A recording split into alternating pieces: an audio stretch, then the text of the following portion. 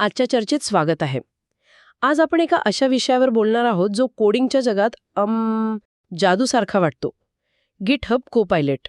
हो, असं वाटतं की आपल्या बाजूला एक अदृश्य पण प्रचंड हुशार सहकारी बसला आहे. अगदी. जो आपण विचार करण्याच्या आतच आपल्याला पुढचा कोड सुचवतो. पण ही जादू नाही आहे, हे तंत्रज्ञान आहे. आणि कोणत्याही जादूगाराच्या खेळामागे जसे काही नियम आणि युक्त्या असतात, तसेच या तंत्रज्ञानामागेही आहेत. बरोबर. या सहकार्याशी प्रभावीपणे संवाद साधण्याच्या कलेलाच प्रॉम्प्ट इंजिनिअरिंग म्हणतात. Prompt engineering. हो. आणि आज आपण मायक्रोसॉफ्ट लर्नच्या एका मॉड्यूलच्या आधारे ही कला सोप्या आणि मजेशीर पद्धतीने शिकणार आहोत. म्हणजे ज्यांना याबद्दल काहीही माहिती नाही त्यांच्यासाठी हा एक उत्तम मार्गदर्शक ठरेल. उत्तम. चला तर मग या जादूगाराच्या टोपीतून काय काय निघते ते पाहूया आणि त्याचे सगळे ट्रिक्स समजून घेऊया. चला. अगदी सुरुवातीपासून सुरुवात करूया. हे प्रॉम्प्ट इंजिनिअरिंग म्हणजे नेमकं काय? मला तर हे म्हणजे एखाद्या हट्टी जिनीला आपली इच्छा कशी सांगावी हे शिकण्यासारखं वाटतंय. हा. कारण मी एकदा त्याला म्हटलं, मला एक केक बनवून दे, आणि त्याने चक्क मातीचा केक आणून दिला. इच्छा स्पष्ट सांगितली नाही की असंच काहीतरी होतं. नाही, हे अगदी अचूक उदाहरण आहे. प्रॉम्प्ट इंजिनिअरिंग म्हणजे नेमकं हेच. AI सिस्टमला म्हणजेच आपल्या या को पायलट नावाच्या जिनीला स्पष्ट, अचूक आणि मुद्देसूद सूचना देण्याची कला. अच्छा. जेणेकरून तो आपल्याला मातीचा केक नाही, तर आपल्या प्रोजेक्टला हवं असलेला चविष्ट, अचूक कोड तयार करून देईल. बरोबर. म्हणजे आपल्याला हवी तशीच भाजी बनवून घेण्यासाठी त्याला व्यवस्थित रेसिपी सांगावी लागेल. अगदी. तुम्ही एका शेफला फक्त भाजी बनव म्हणालात, तर तो त्याच्या आवडीची कारल्याची भाजी बनवून ठेवेल की नाही? हो ना? पण जर तुम्ही त्याला सांगितलं की बटाट्याची सुकी, कमी तिखट आणि जिऱ्याची फोडणी दिलेली भाजी बनव, तर तुम्हाला हवं तेच मिळेल. बरोबर. पण मग ह्या रेसिपीचे काही नियम आहेत का? म्हणजे या जिनीला खुश करण्याचे काही खास मंत्र? नाहीतर परत काहीतरी गडबड व्हायची? नक्कीच आहेत. आणि हे मंत्र खूप सोपे आहेत. यासाठी 4S चा सिद्धांत वापरला जातो. 4S? हो, हे प्रॉम्प्ट तयार करण्याचे 4 मूलभूत स्तंभ आहेत. हे 4 मंत्र वापरले की आपला कोपायलट नावाचा जिनी जास्त खुश राहतो. 4S चा सिद्धांत ऐकायला तर एखाद्या गुप्त संस्थेच्या कोडवर्डसारखं वाटतंय. चला तर मग उलगडा या रहस्याचा. पहिला S कोणता? पहिला S आहे सिंगल. म्हणजे तुमचा प्रॉम्प्ट एकाच कामावर केंद्रित असावा. सिंगल म्हणजे एका वेळी एकच काम. हो, अगदी. एकाच वेळी 10 कामं सांगू नका. अनेकदा डेव्हलपर्स एकाच प्रॉम्प्टमध्ये कोड लिहिणे, त्याची टेस्ट लिहिणे आणि डॉक्युमेंटेशन तयार करणे असं सगळं एकत्र सांगतात. हो, असं होतं. पण को पायलटचं लक्ष माणसासारखंच विचलित होतं.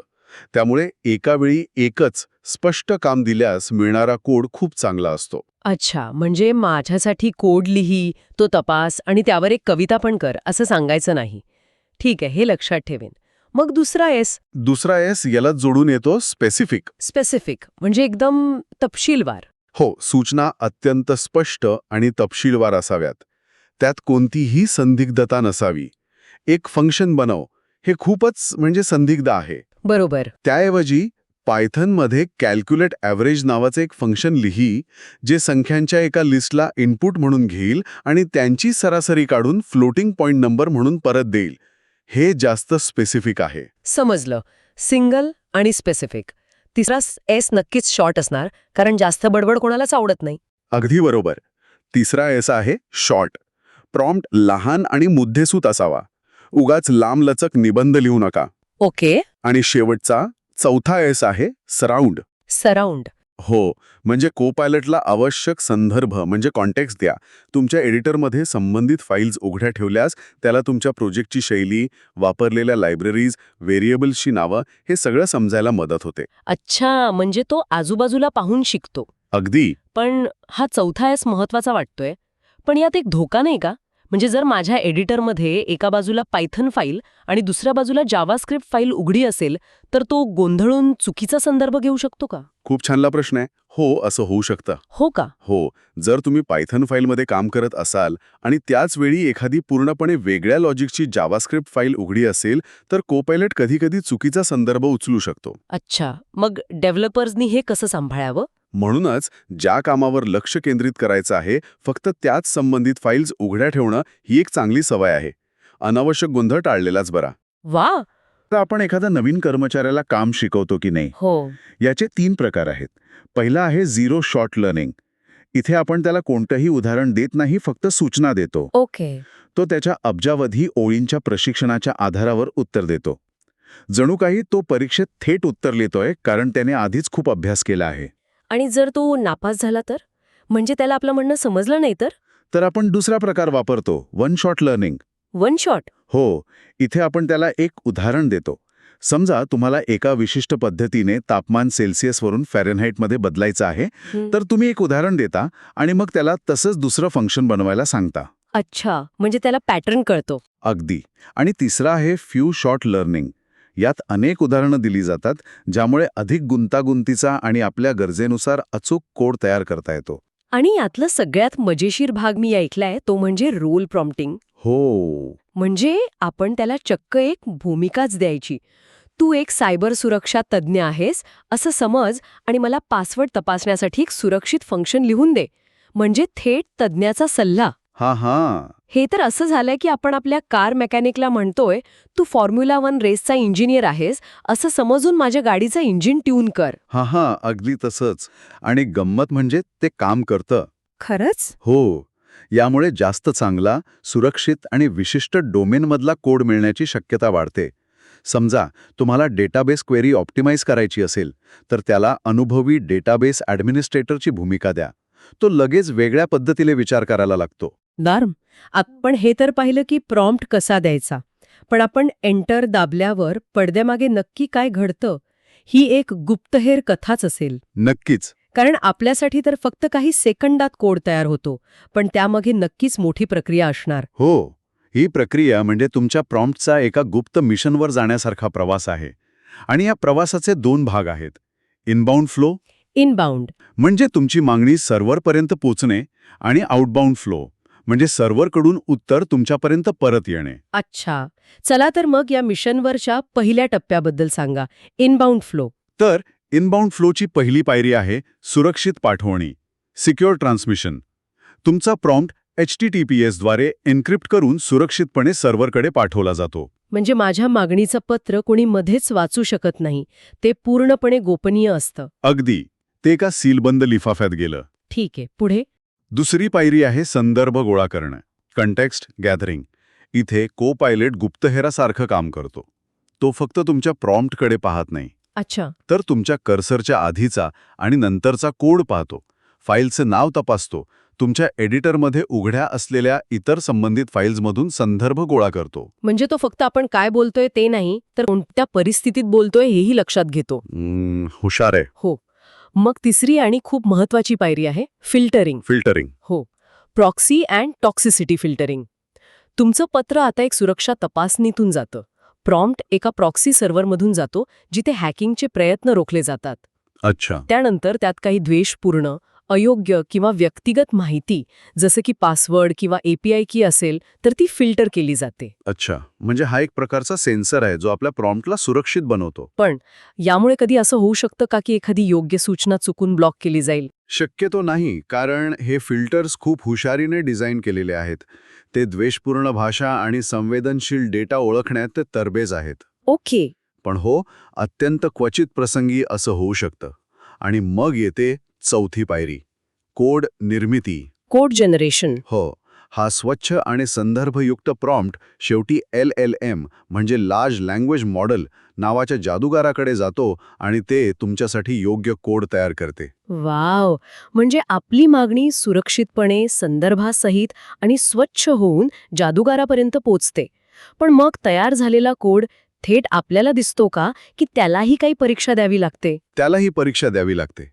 ही प्रक्रिया इथेच संपत नाही. अच्छा. तयार झालेला कोड आपल्यापर्यंत पोचणं हा स्वतः एक मोठा प्रवास आहे. हा आहे आउटबाउंड फ्लो. ओके. आणि त्याची पहिली पायरी आहे पुन्हा फिल्टरिंग, पोस्ट प्रोसेसिंग. म्हणजे जाताना आणि येताना दोन्ही वेळी तपासणी. वा. हो, तयार झालेल्या कोडमधूनही हानिकारक किंवा आक्षेपार्ह मजकूर काढला जातो. ठीक आहे. दुसरी पायरी आहे गुणवत्ता तपासणी, रिस्पॉन्स व्हॅलिडेशन. यात कोडमध्ये काही सामान्य बग्स किंवा सुरक्षा त्रुटी जसे की SQL इंजेक्शन किंवा हार्ड कोडेड पासवर्ड्स आहेत का हे तपासले जाते. इतक्या सगळ्या सुरक्षा चाचण्या आहेत, पण याचा परफॉर्मन्सवर काही परिणाम होतो का? कधी कधी सूचना यायला थोडा वेळ लागतो. त्यामागे ही सगळी प्रक्रिया असते का? अगदी बरोबर.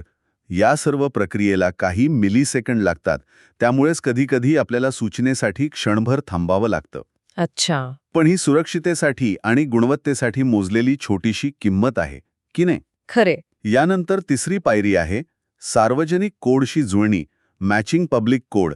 ही एक ऐच्छिक पायरी आहे जी तुम्ही सेटिंग्जमध्ये चालू किंवा बंद करू शकता. ओके. आणि शेवटी वितरण, सजेशन डिलिव्हरी.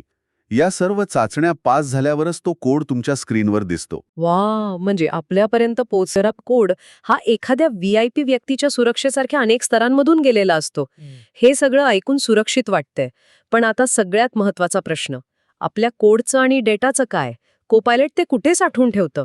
हा एक अत्यंत महत्वाचा प्रश्न आहे. याचं उत्तर थोडं म्हणजे त्याचे 2 भाग आहेत. अच्छा.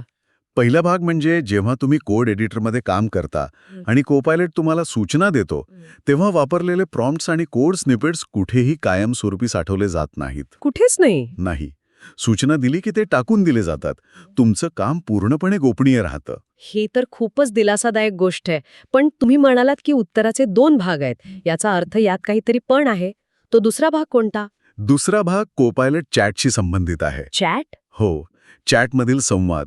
म्हणजे तुम्ही विचारलेले प्रश्न आणि मिळालेली उत्तरं साधारणपणे 28 दिवसांसाठी साठवली जातात. 28 दिवस? कशासाठी? यामागचं कारण म्हणजे चॅटला मागचा संदर्भ लक्षात राहावा.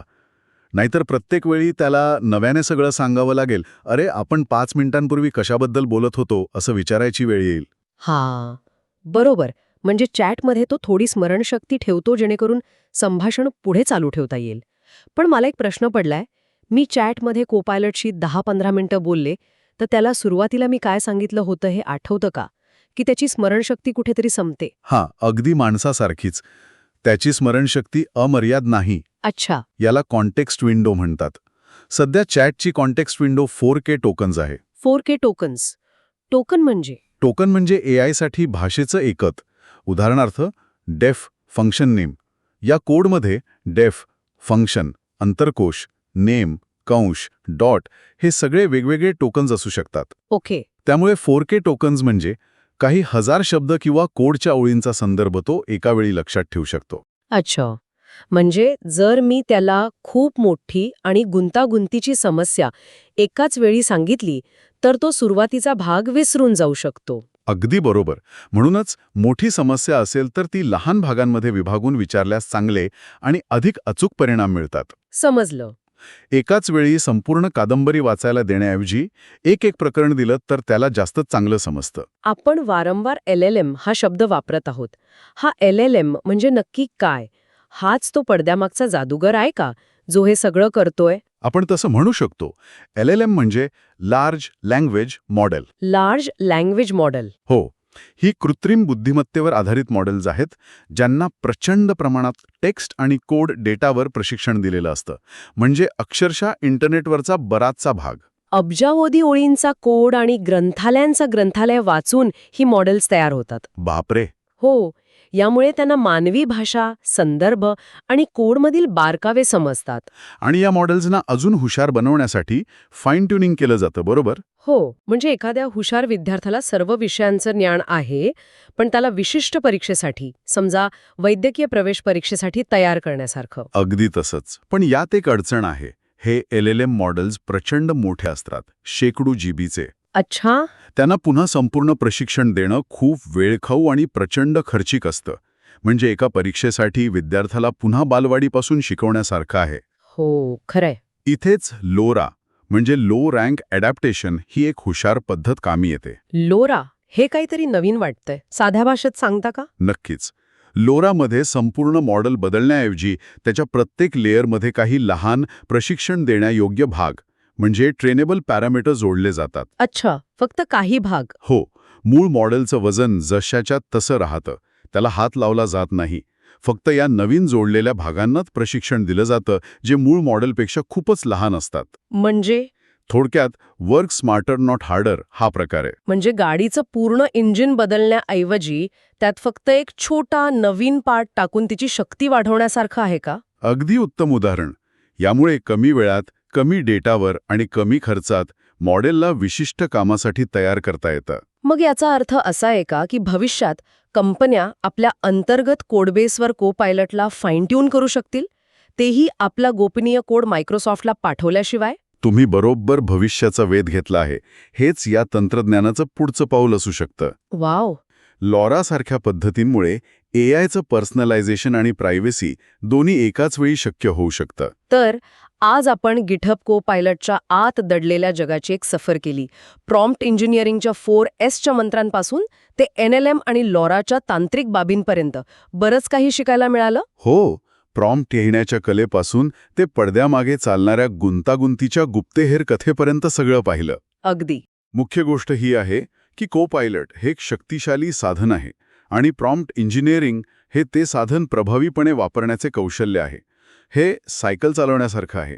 बरोबर. सुरुवातीला थोडं अवघड वाटेल, चुका होतील, पण तुम्ही जितका सराव कराल तितके चांगले परिणाम मिळवाल आणि तुमचा कोडिंगचा वेग नक्कीच वाढेल. आजच्या चर्चेनंतर ऐकणाऱ्यांसाठी एक छोटासा विचार. आजच्या कामात तुम्ही को-पायलटला कोणती भूमिका देऊन एखादे काम करून घ्याल? कदाचित एक टेस्टिंग स्पेशलिस्ट म्हणून युनिट टेस्ट लिहायला सांगाल, किंवा परफॉर्मन्स ऑप्टिमायझेशन एक्सपर्ट म्हणून एखादा कोड अधिक कार्यक्षम बनवायला सांगाल. किंवा गंमत म्हणून एखाद्या कवीच्या भूमिकेत जाऊन या कोडवर 4 ओळी लिही असंही सांगू शकता. हा, बरोबर. विचार करा, शक्यता अमर्यादा आहेत.